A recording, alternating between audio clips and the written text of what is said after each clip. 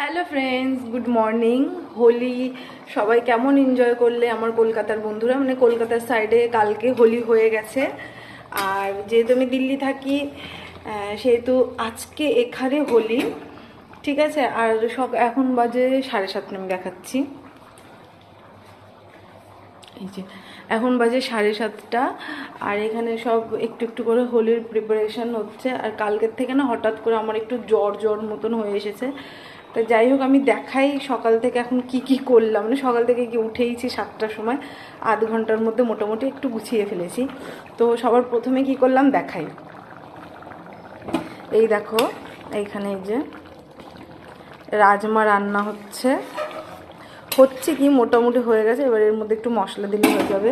আর এইখানে হচ্ছে কি, এই যে সব পকোড়া বানানোর মানে প্রসেস চলছে। এটা হচ্ছে ফুলকপি, আলু, লঙ্কা। দেখো লঙ্কাগুলো দেখো কত বড় বড়।